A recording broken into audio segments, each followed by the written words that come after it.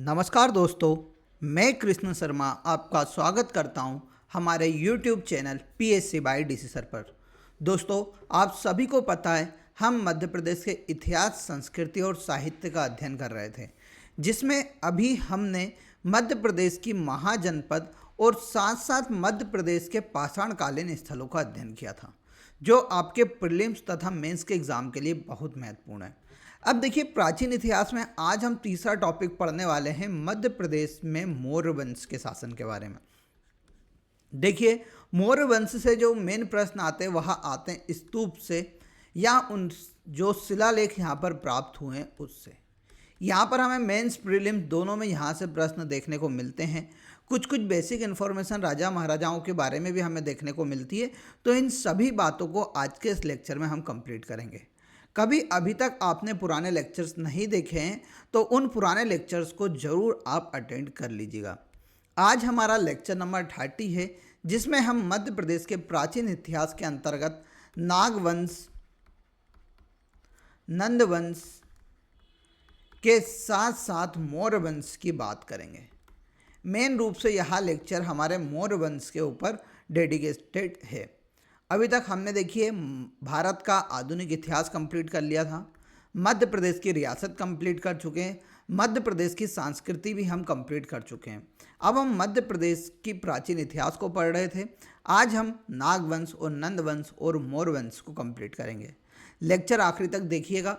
कभी अच्छा लगता है तो कमेंट बॉक्स में ज़रूर बताइएगा कि हाँ सर, मुझे लेक्चर्स पसंद आ रहे हैं और पढ़ने में भी मज़ा आ रहा है। ठीक है, सिलेबस आप सभी को पता है। मध्य प्रदेश के इतिहास की महत्वपूर्ण घटनाओं या प्रमुख राजवंश की हम बात कर रहे हैं और मेंस में भी यह सिलेबस है मौर्य वंश। तो इन सभी को हम एक एक करके क्लियर करते जा रहे हैं। तो देखिए, सबसे पहले नागवंश। देखो, मैंने बताया था कि अवंती रियासत थी। कल अपन बात कर रहे थे अवंती महाजनपद के बारे में। अवंती महाजनपद के आखिरी शासक को हराकर जो शिशुनाग थे, उन्होंने क्या करा था, अवंती पर नागवंश की स्थापना की थी। ठीक है, और मैंने बताया था कि आखिरी शासक कौन थे अवंती के शासक, नागदशक। कौन थे? नागदशक को हराकर उन्होंने क्या करा था, शिशुनाग ने अवंती को जीता था और मगध में मिला लिया था, और शिशुनाग ने अवंती वाले क्षेत्र में नागवंश की स्थापना की थी। तो यहाँ पर एमपीपीएससी में पूछा गया है कि नागवंश ने मध्य प्रदेश के किस क्षेत्र में शासन किया है। एक नागवंश और आएगा, ग्वालियर वाला, परंतु यहाँ पर आपको याद रखना है कि नागवंश ने मूल रूप से कहाँ पर शासन किया है, तो उज्जैन पे शासन किया हुआ है। ठीक है, नागवंश के बाद हमारे भारत में एक नया वंश आता है, उसे बोला जाता है नंदवंश। क्या बोला जाता है? नंदवंश। जैसे ही नागवंश या शिशुनाग वंश का पतन होता है, उसके पश्चात भारत में नंदवंश का राज्य प्रारंभ होता है। ठीक है, नंदवंश के काल के दौरान चेदी महाजनपद तथा अवंती महाजनपद मगध के अंग बन चुके थे। मैंने बताया था अवंती और चेदी दोनों अंग बन चुके थे। इस प्रकार नंदों के समय मध्य प्रदेश में नंदवंश के अधीन हो गए। यानी जैसे ही यहाँ पर नंदवंश की स्थापना हुई, उसके साथ ही नंदवंश के अधीन क्या हो गया, मध्य प्रदेश की दोनों महाजनपद अवंती और चेदी दोनों किसके अधीन आने लगी? नंदवंश के अधीन आने लगी। नंदवंश के जो संस्थापक थे उनका नाम था महापदम नंद। क्या था? महापदम नंद। यह नंदवंश के सबसे प्रतापी राजा भी थे। महापद नंद को सर्व क्षत्रक नाशक, क्षत्रियों का नाश करने वाला और भार्गव यानी दूसरे परशुराम का अवतार कहा गया है। ऐसा कहा गया है कि महापद नंद ने पूरे विश्व से क्षत्रियों का नाश कर दिया था, इसलिए इन्हें सर्व छत्रात्मक छत्र विनाशक की संज्ञा भी दी जाती है और दूसरे भार्गव की संज्ञा भी दी जाती है। इन्होंने अपना जो साम्राज्य था वह मद्रास से लेकर निमाड़ क्षेत्र तक फैला लिया था। इसके बाद आखिरी शासक जो नंदवंश के होते हैं वो होते हैं घनानंद, और घनानंद को पराजित करने के कौन पराजित करता है? चंद्रगुप्त। कौन पराजित करता है? चंद्रगुप्त। और चंद्रगुप्त प्रथम भारत पर किसकी स्थापना करता है? तो भारत का एक महान साम्राज्य हुआ मौर्य साम्राज्य की स्थापना करता है, जिसमें चंद्रगुप्त मौर्य, बिंदुसार, अशोक जैसे महान शासक हुए। ठीक है, अब एक एक करके हम मौर्य साम्राज्य की बात करेंगे और मौर्य साम्राज्य से हमें प्रश्न देखने को मिलते हैं। तो उससे पहले मैं आपको टेस्ट सीरीज के बारे में बता देता हूं कि MPPSC 2026 के लिए आप सभी को पता है हमारी टेस्ट सीरीज लॉन्च हो चुकी है, जिसमें आपको टोटल 75 टेस्ट मिल रहे हैं, 50 यूनिट वाइज और 25 FLT। आप एक टेस्ट को जितनी बार मन हो उतनी बार दे सकते हैं। बहुत अच्छी टेस्ट सीरीज है, क्योंकि देखिए बेटा, प्रीलिम्स की जो परीक्षा है वह है प्रैक्टिस की परीक्षा। जब तक आप प्रैक्टिस नहीं करेंगे, जब तक आप सिलेक्ट नहीं हो पाएंगे। तो मेरा यही मानना है, पढ़ना काफ़ी नहीं है, उसके साथ प्रैक्टिस करना भी बहुत ज़रूरी है। इसको ज्वाइन करने के लिए आप हमारी application PSC by DC sir को डाउनलोड कर लीजिए, या मेरे दिए गए नंबर 8818867858 पर कॉन्टैक्ट कर मुझसे बात कर सकते हैं। ठीक है, तो इस टेस्ट सीरीज को ज्वाइन करना बिल्कुल ना भूलिएगा, यह आपके लिए बहुत महत्वपूर्ण है। अब देखिए, हम बात करेंगे मौर्य वंश की। तो देखिए, मौर्य वंश ने भारत के ऊपर 322 से लेकर 185 ईसा पूर्व तक शासन किया है। इसके अंतर्गत हम देखिए कौन कौन से टॉपिक्स को कवर करने वाले हैं। तो मौर्य काल का हम संक्षिप्त इतिहास देखेंगे, उसके अभिलेख देखेंगे, मौर्यकालीन स्तूपों की हम बात करेंगे और मौर्यकालीन नगर व सिक्कों की हम बात करने वाले हैं। एक मिनट रुकिएगा।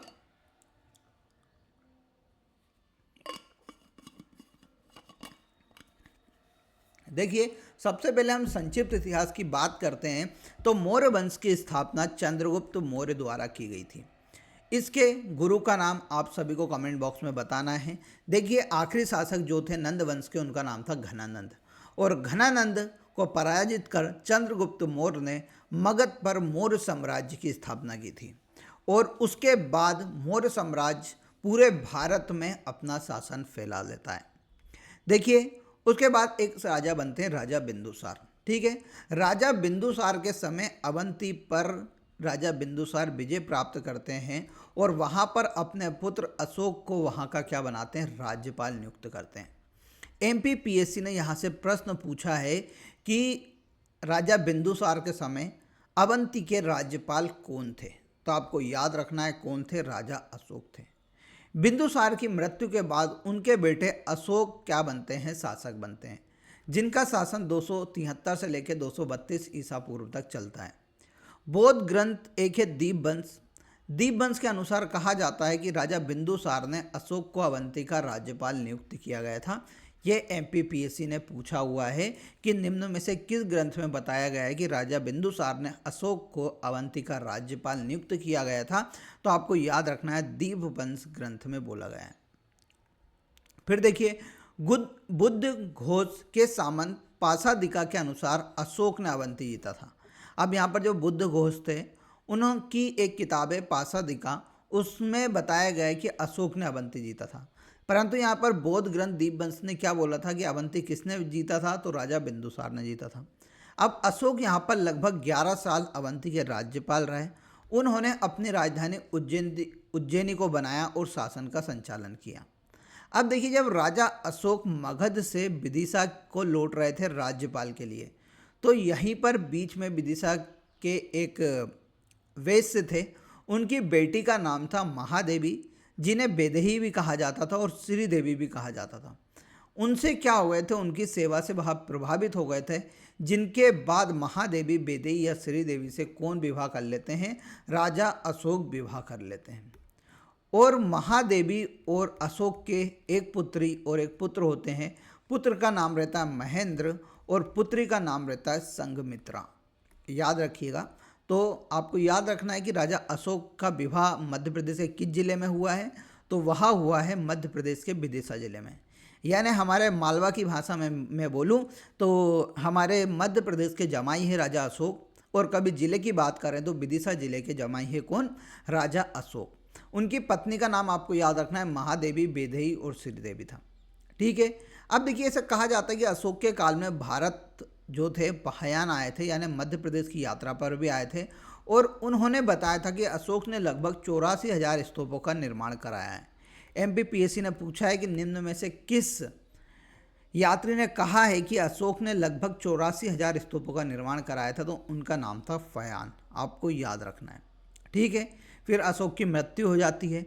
तो अशोक जब 281 ईसा पूर्व में, आप सभी को पता है, एक युद्ध के बाद कलिंग के युद्ध के बाद उनका क्या हो जाता है, हृदय परिवर्तन हो जाता है और वो बौद्ध धर्म को अपना लेते हैं और बौद्ध धर्म का प्रचार करते हैं।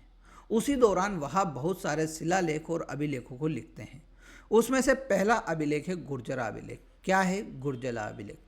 यहाँ अशोक का लघु शिलालेख है। इसकी खोज बीबी लाल, जिसको बोला जाता है लाल चंद्र शर्मा, द्वारा की गई थी। ठीक है। इस अभिलेख में हमें अशोक का नाम देवना प्रियदर्शी मिलता है। क्या मिलता है? देवना प्रियदर्शी देखने को मिलता है। इंपॉर्टेंट है, याद रखिएगा। क्या देखने को मिलता है? देवना प्रियदर्शी।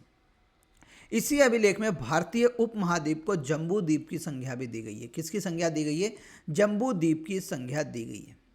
इस अभिलेखों को सिद्धों की टोकरी कहा गया है। क्या कहा गया है? सिद्धों की टोकरी भी कहा गया है। 2 नंबर में एमपीपीएससी ने बहुत बार पूछा है गुर्जरा अभिलेख के बारे में, तो आपको याद रखना है यह अशोक का लघु शिलालेख था जो आज की डेट में हमें दतिया जिले में देखने को मिलता है। इसकी खोज बीबी लाल या लालचंद शर्मा द्वारा की गई थी। इस अभिलेख की सबसे प्रमुख बात यह है कि इसमें हमें राजा अशोक का नाम क्या देखने को मिलता है? देवना प्रियदर्शी देखने को मिलता है। ठीक है। इसी अभिलेख में भारतीय उपमहाद्वीप को क्या किया गया है? तो वहाँ दिया गई है हमारे जम्बू द्वीप की संख्या दी गई है। उसके अलावा एक और बात याद रखना है कि इस अभिलेख को क्या कहा गया है? सिद्धों की टोकरी कहा गया है। अब दूसरा अभिलेख है पान गुराड़िया अभिलेख, जो पड़ता है सीहोर में। इंपॉर्टेंट है, आपको याद रखना है। ठीक है। पान गुराड़िया बुधनी जो सीहोर में पड़ता है, वहाँ के निकट सारू मारू की गुफाएं, काय की सारू मारू की गुफाएं हैं जो कि बौद्ध धर्म से संबंधित हैं। वहीं पर ऐसा कहा जाता है कि जब राजा अशोक राज्यपाल थे तब यहाँ पर पधारे थे, उन्होंने यहाँ की यात्रा की थी और यहीं पर एक अभिलेख हमें देखने को मिलता है, उसका नाम है पानगुराड़िया अभिलेख। फिर देखिए रूपनाथ अभिलेख देखने को मिलता है जो कि वर्तमान कटनी में। फिर कसरावद अभिलेख हमें खरगोन में देखने को मिलता है। काली तलाई अभिलेख जबलपुर में देखने को मिलता है। सांची अभिलेख रायसेन में देखने को मिलता है। सारो मारो अभिलेख शहडोल में देखने को मिलता है।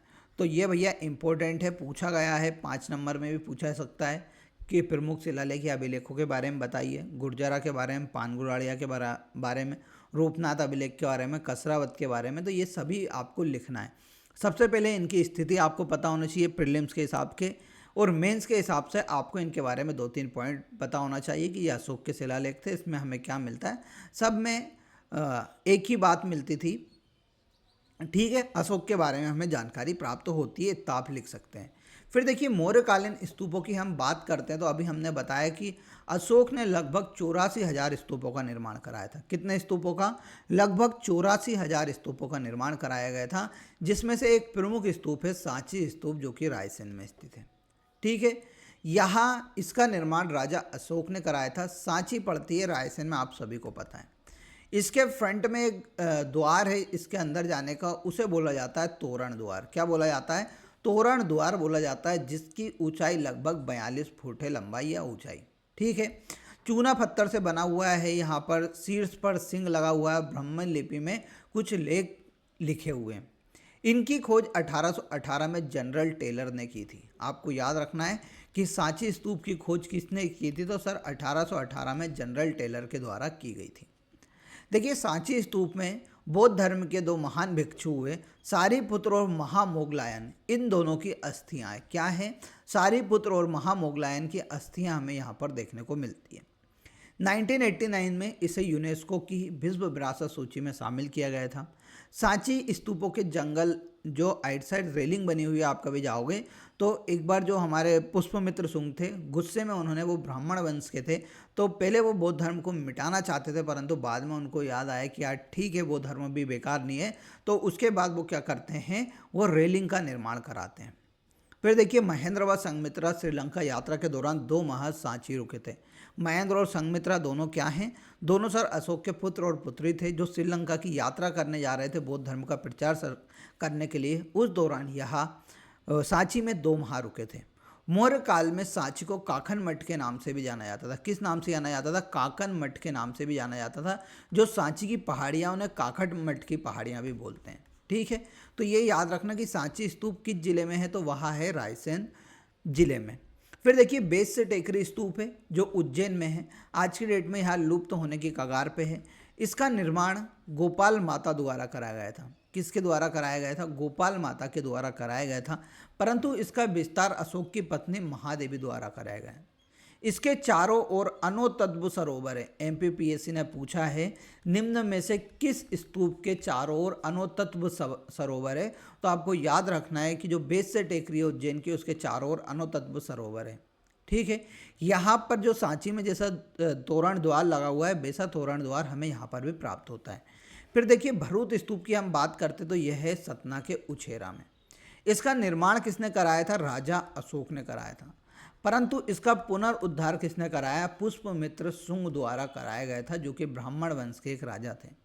इसकी खोज 1873 में किसके द्वारा की गई थी? अलेक्जेंडर कनिंघम द्वारा की गई थी। कब की गई थी? 1873 में अलेक्जेंडर कनिंघम द्वारा इसकी खोज की गई थी।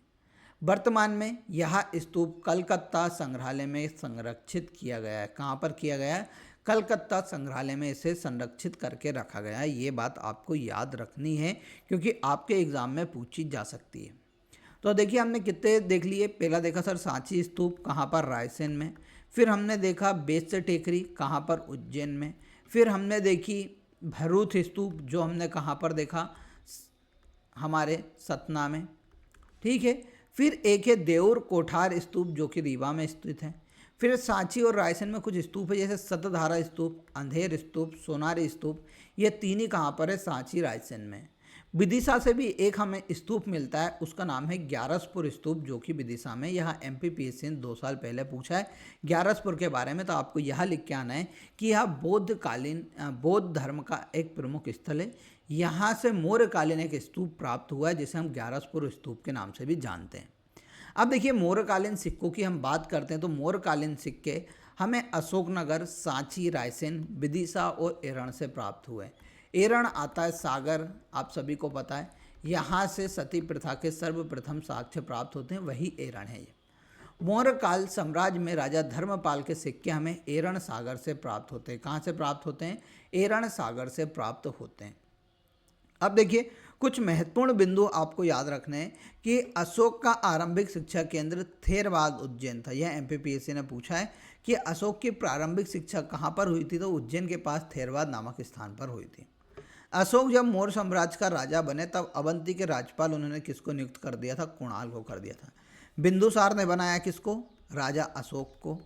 और फिर अशोक जब राजा बने तो उन्होंने किसको बनाया? कुणाल को। ये भी एमपीपीएससी ने पूछा हुआ है।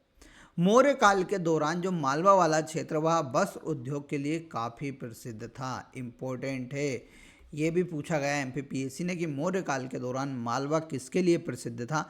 तो आपको याद रखना है कि यह सूती वस्त्रों के लिए बहुत प्रसिद्ध हुआ करता था। कौटिल्य के अर्थशास्त्र में भी हमें देखने को मिलता है कि जो महेश्वर है वहाँ पर सूती वस्त्रों का उल्लेख हमें प्राप्त होता है। उसके बाद आपने देखा है कि रानी जब अहिल्याबाई बनी तो उन्होंने महेश्वर की साड़ी, पहली साड़ी बुनी थी और महेश्वर को एक प्रमुख केंद्र बना दिया था। मेगस्थनीज ने जो इंडिका लिखी है, ठीक है, क्या लिखी है? मेगस्थनीज ने इंडिका नामक पुस्तक लिखी है, उसमें सोन नदी को एरण बोअस कहा गया है। एमपीपीएससी ने पूछा है कि एरण बोअस मेगस्थनीज की इंडिका में किस नदी के लिए उल्लेख किया गया है? तो वह है सोन नदी। आज आपको कमेंट बॉक्स में बताना है कि सोन नदी का उद्गम मध्य प्रदेश के किस जिले से होता है।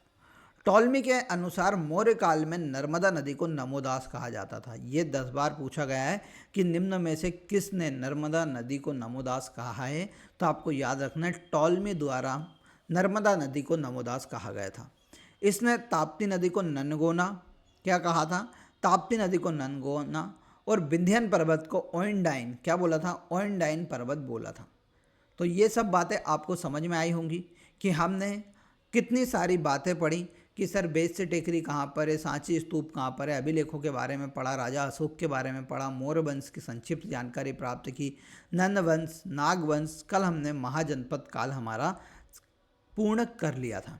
ठीक है, तो आज मौर्य वंश के बारे में बात पूरी जानी।